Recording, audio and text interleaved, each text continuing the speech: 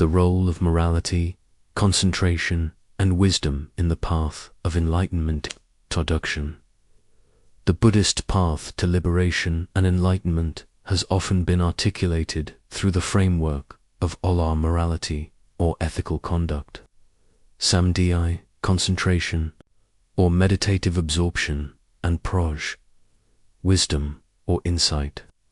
These three elements, frequently referred to as the three trainings, Triyika, form the very foundation upon which the edifice of Buddhist practice is constructed. They are not isolated practices, but deeply interwoven strands that reinforce and support one another.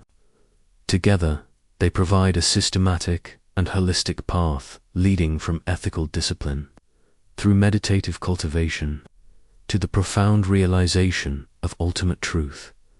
This essay explores in depth the role of Ola, Samdhi, and Praj in the Buddhist journey toward enlightenment, examining their doctrinal foundations, practical applications, interdependence, and enduring significance in both the Theravada and Mahayana traditions.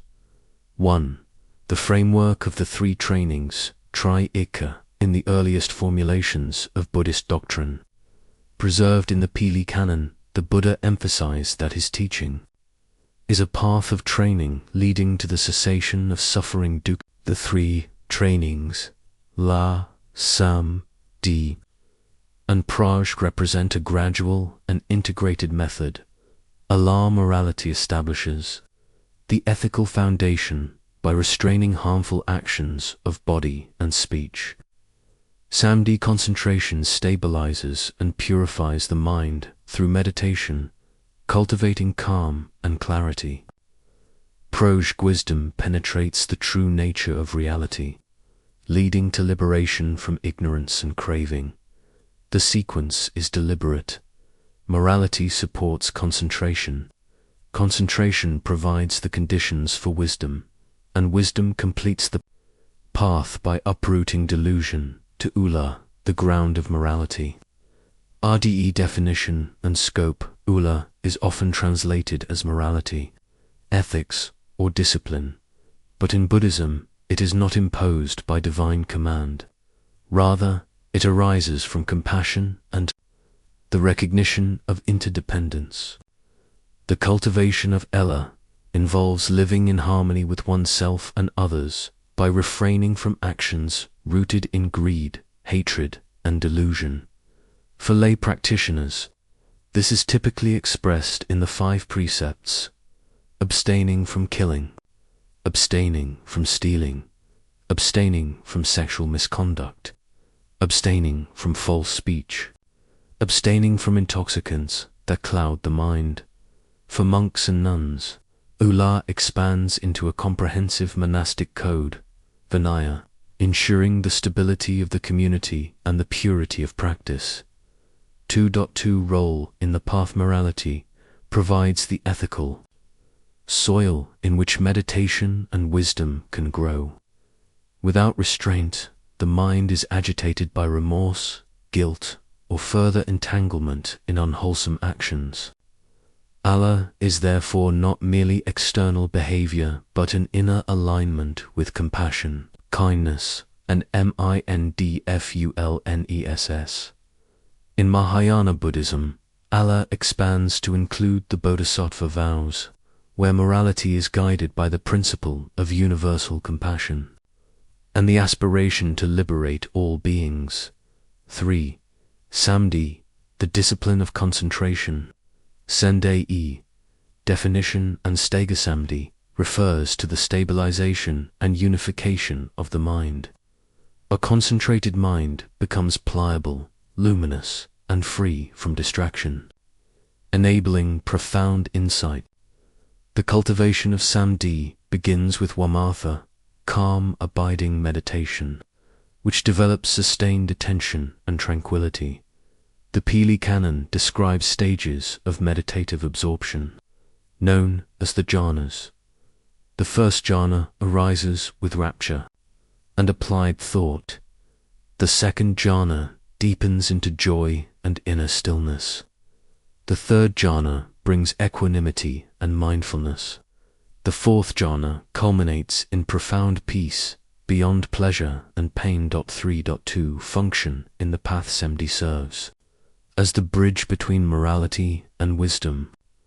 While morality restrains outward actions, concentration restrains the mind's tendencies toward distraction and craving. A concentrated mind is capable of seeing reality as it is, rather than through the distortions of restlessness and delusion. In Mahayana traditions, Samadhi is also associated with skillful means, upkya, and the cultivation of meditative absorptions that support bodhisattva practices such as compassion and the visualization of Buddhas and bodhisattvas for prajna.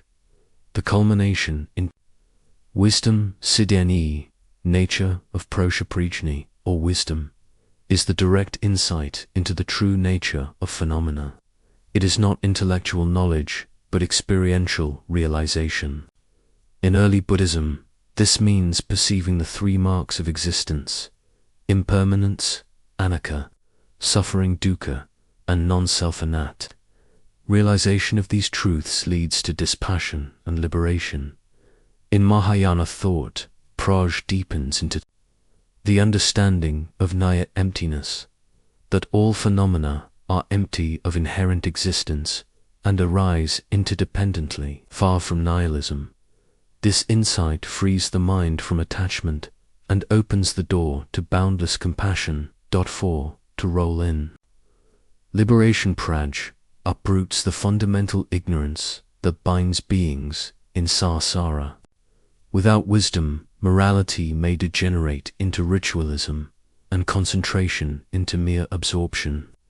With wisdom, the practitioner sees through delusion and attains nirvana, a cessation of craving, clinging, and rebirth. 5. Interdependence of Ola, Samdhiya, and Prajnath. Three trainings are not linear steps to be completed, one after another, but mutually reinforcing practices. Ola stabilizes life and fosters trust, allowing for inner peace. Samdhi calms and clarifies the mind, making it receptive to insight. Prajna illuminates reality, which in turn strengthens morality and meditation. Thus, the three trainings form a dynamic cycle. Morality nurtures concentration, concentration supports wisdom, and wisdom refines morality. 6. Theravada and Mahayana perspectives. Lodaya, Theravada Theravav. ADA emphasizes the systematic progression, morality as the prerequisite, concentration as the practice, and wisdom as the culmination. The Noble Eightfold Path, structured into Allah, right speech, right action, right livelihood, Samadhi, right effort, right mindfulness, right concentration, and prajna, right view, right intention, reflects this integration. Anam Komadua Mahayana extends the scope by embedding the three trainings into the bodhisattva ideal. Allah is expressed in altruism and vows, Samadhi in meditative absorption, serving compassion, and prajna in the realization of emptiness. In this way, the three trainings are reoriented toward universal liberation, not only individual, nerve-bay, practical relevance today for modern practitioners. Ula, Samdhi, and Prajna remain profoundly relevant in an age of distraction. Ala provides ethical guidance and self-restraint. Amid constant stimulation, Samadhi cultivates focus, clarity, and inner peace. Faced with existential uncertainty, Prajna reveals interdependence and compassion. Together, they offer not only personal transformation, but also a framework for social and ecological harmony. Ethical conduct fosters trust, concentration fosters resilience, and wisdom fosters compassion, qualities urgently needed in today's world. 8. Beyond the individual. collective dimension. While the three trainings are deeply personal, Buddhism also recognizes their collective dimension. A community practicing morality becomes a source of refuge. A sangha cultivating concentration generates harmony. A society infused with wisdom moves toward compassion and justice. Thus, Allah, Samdhi, and Prajna are not merely private virtues, but collective principles for enlightened civilization. Conclusion: the path of Allah, Samdhi, and Prajna represents the essence of the Buddhist journey. These three trainings are not optional practices, but indispensable dimensions of the path. Morality provides the ethical foundation, concentration cultivates the meditative discipline, and wisdom delivers the final liberation. Together, they lead the practitioner from the chaos of samsara to the peace of nirvana, from ignorance to knowledge, from selfishness to compassion. In their unity lies the secret of Buddhist practice, a path that begins with restraint, matures in stillness, and blossoms into liberating insight. In the words of the Buddha, just as the great ocean has one taste, the taste of salt, so too my teaching has one taste, the taste of liberation.